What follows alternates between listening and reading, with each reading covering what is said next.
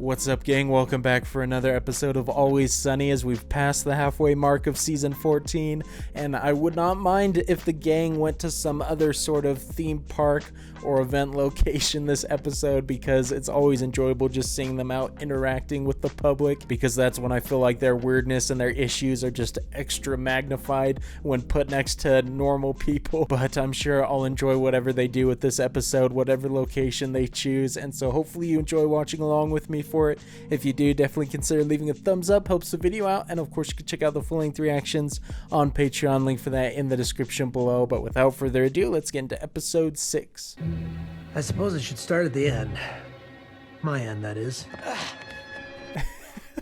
Oh man, can't wait for this. Could tell it was going to be old-timey with the font. I needed a pretty girl with soft lips and a nursing degree.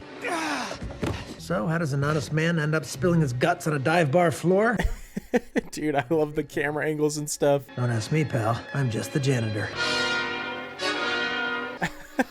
Oh man, this is fun. Definitely one of their more creative beginnings to an episode. Is the entire episode going to be black and white? That'll be great. I do love that the blood is the only thing that's colored though. I'd already finished my shift, or maybe it had finished me. Called to a crime scene in the men's bathroom. The victim, a handicapped stall. The murderer, a butt.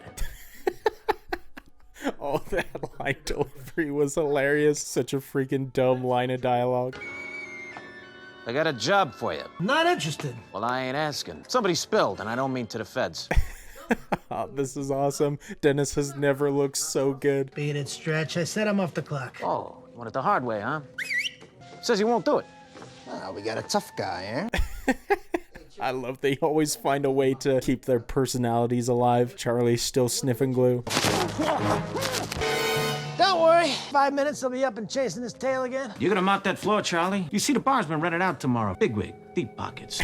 I'm so interested in why they decided to do this particular style. Maybe this is how Charlie views it. Mop the floor, that's easy enough. Only it never stays mopped. Well, hello, sweetheart. This poor just... Dash! It's Frank. He's been diarrhea poisoned. Oh my gosh, if it's anything like the past, Frank did it to himself. I guess the way it's filmed kind of reminds me of Sin City. Why didn't Frank call me himself? Why send one of his goons? No goon. No?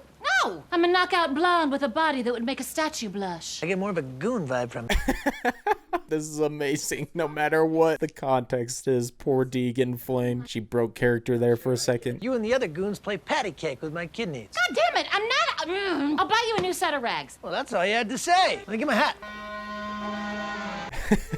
This is brilliant. They seem to have a good understanding of that style of filmmaking, though. As usual, it feels very much to have that vibe. Make it stiff enough to stand on its head and sing "Oh Susanna." You can have tap. See, even little things like that camera move right there. Very classic. Gives you that atmosphere. Bad shrimp. What? This morning you barged in here saying they got me. The rat bastard liquefied my guts. Quit flapping your gums, goon. Dee is a goon after all. Can't even get the role she wants in pretending. I bumped into a dope fiend. He must have stuck me with a needle. Don't be a liar, Frankie boy. Your pants will catch on fire. Or they would if you were wearing any pants. Oh, jeez, this is so good. I love the filming. That was a freaking brilliant angle with the mirror. How am I doing? Whoever got to you last night. I'm warning you. You mess with the toilet, you get the janitor. I'll catch the rat bastard myself. Oh, this is so good, man. The freaking massively up-close angle. Charlie Day's killing it with the performance, though. Put this man in an actual black and white movie. Should have swung my head into a beehive. Would have been safer than turning that corner. Leave me alone! What's the matter, Joe? They don't teach you manners at the school for big palookas? The lady said scram! Dude, the writing is so good. I'm not surprised the waitress is here in a Charlie-focused episode. Now, there was a dame with a cover charge. Her eyes glisten in the moonlight like fresh gasoline puddles. Eyes you could fall in. And summer in. And winter in, too. Man is an absolute poet. Let's go. Also, that was pretty well done lighting in that shot, man. This is impressive. There goes my rent money. You need a place to stay. You're a good man. I wouldn't want to drag you into my troubles. I ain't the type that drags. If he shows up again, call me. I'll straighten him out. Man, this is fun. Did not expect this. Finally, he's the hero he wants to be. Frank hosed us. Turns out this party's not for the bigwig. It's for his daughter. He housed us. There's no booze, no legal coups. Sounds like a snooze. Barely any dudes. Don't add on. Nice, Mac. This would have been a fun one to write, I bet. Can you get a red 40? Here's your red 40, kid. I don't know what diarrhea poison means. I certainly didn't do it to Frank. God damn, is that D? Told her to stay home and watch Frank. Oh man, the plot thickens. I'm curious what significance that kid has. Cricket! What are you doing here? Dee paid me to cover her shift. Why were you in the basement? No reason. I'll give you no reason. Yeah, more. The most anticlimactic shaking. What the heck? If there's a problem with poisoning, Cricket, of course, is involved. He's running a cherry racket. Frank hired me to go down to local bars and stick my fingers in the garnish stations. They contaminate the cherries with feces. God, that's disgusting. Dude, Cricket is just taking any job he can get at this point. Man is a walking disease. It wasn't a poisoning, it was a payback. All right, street rat, I want to know which bars you hit and when. Spill. Go kiss a duck. You'll never make me talk. Cricket's nailing the moves. I've also never heard kiss a duck, man. Pretty wild insult. If you came to shoot me, at least let me finish my drink first. I'm not gonna shoot you. What if I missed? Man, the red pops so much in this episode. It looks so good. Such a cool aesthetic. The only safe place for me is in your arms. It's my lips you have to watch out for. That's a risk I'm willing to take. Unless, wait, are you telling me you have a cold sore or something? Nice, just ruined the moment right there. A rare occurrence to see this happen for Charlie.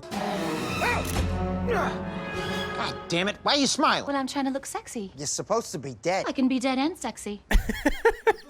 D always trying to play it up. What a freaking reveal right there. You're the goon, D. Who else is a goon? You're the How goon. could I be a goon? I'm wearing a nightie. Maybe that's your murder weapon. I'm out of here. All right. Goodbye, goon. The way they're talking right now makes me think they orchestrated this whole thing because they wanted to pretend to be in an old movie. Mac and I rescued a perfectly good cherries, and Frank resells them to the bars for a neat little markup. And it gives us 30%. Only Mac thinks it's 10. What? Shut up! Dennis is outdoing D with the accents. He's nailing it. Know anything about a guy named Vince? Runs with a crew out of a church on South Street. Only he ain't the praying type. Talking to me? Yeah, Can't tell because I'm not looking at you. I ain't looking at you either. Yes, calling out a classic move. It always is funny when people do that in old movies. Too bad I have a habit of pulling at loose threads. The doc says that's why my sutures don't heal good. So I called up Frank. He told me to meet him at Patty's and he would explain everything. Yo, look at those luscious locks Frank has. Dude's looking like $1,000,000. My guts are cut to ribbons. I was carrying a jar of cherries. I fell on them. They bust. You can cut the bull. I know all about your cherry scam. This isn't much of a time to talk. Get this man to a hospital. Bribed some bigwig. The band Red 40. The dye used in maraschino cherries. Red 40. I used the guys to round up all the cherries. And then I sat on them for a couple of months. This plot is so convoluted, man. There's so much happening. So many story strands. The bars wouldn't bite. We had to find other buyers. Old folks' homes for pineapple upside down cake. Teenage birthday parties. Teetotalers who only drank Shirley Temples. Ah, there you go. It's all coming together. Barely getting these words out before he dies, though. This mess is too big for your mop. I'm not the bad guy here. Who is it?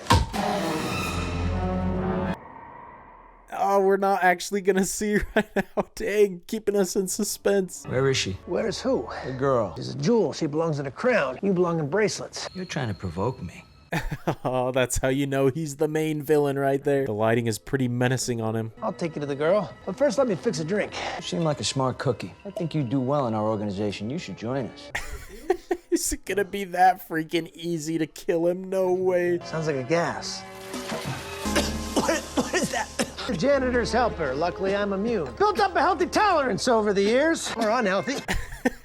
I would venture to say unhealthy, but Charlie is pretty invincible at this point. Thank God you're all right. He's gonna wake up with his head pounding harder than a Chinese crossword puzzle. Huh?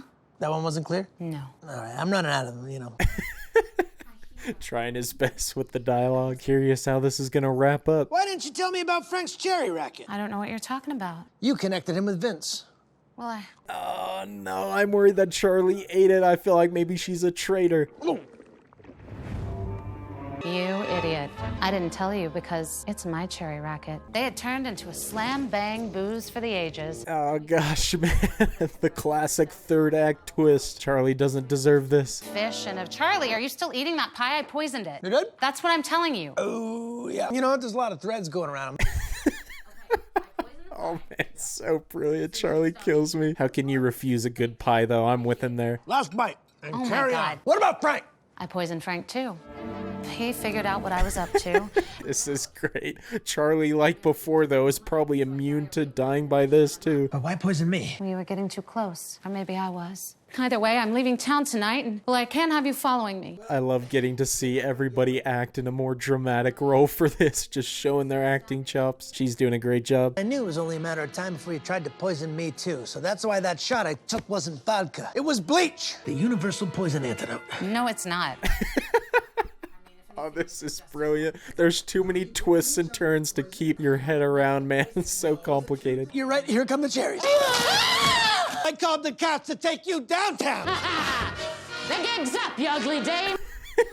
Why is Dee playing a cop now? What the heck? Just changed roles. Switch things up. Got tired of being called a goon. Let's go. Ow! Well, this is where you came in. Only now you know the whole sticky situation.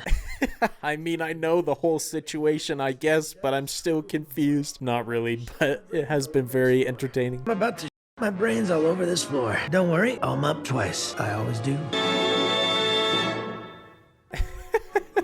Man, that was such a great episode. The filmmaking was so well done. They absolutely nailed the look and the feel of that genre and that time period. And it was just fun to watch them do something so completely different, because it's certainly not like a traditionally funny episode like Sunny is known for, but there obviously were still some very funny moments, but it was just cool watching it all play out like that. I'm really curious to see what other people think about this episode and how it's generally perceived, because I feel like it may be one that a lot of people don't like necessarily because of the reasons I was talking about. It's not necessarily a laugh out loud episode, but for me it really worked because it was pretty impressive watching them nail the camera work, the lighting, the cinematography, all of that stuff, because they really captured the atmosphere of kind of those classic black and white noir thrillers. And then the dialogue was super well written, because even though it didn't necessarily have a ton of jokes or anything like that, well, it did have some pretty funny moments sprinkled in there.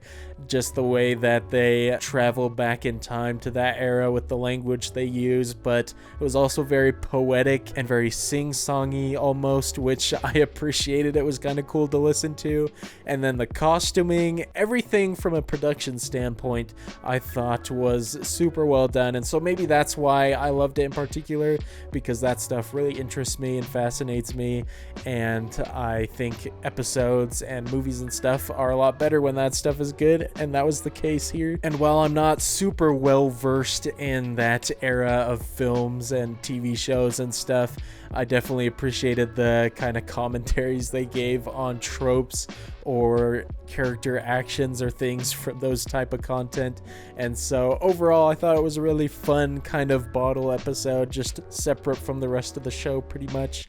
But hopefully you guys enjoyed watching along with me for this one. If you did, definitely consider leaving a thumbs up, helps the video out. And of course, you can check out the full-length reaction on Patreon, link for that in the description below. But until the next episodes, look forward to seeing you all later. Peace.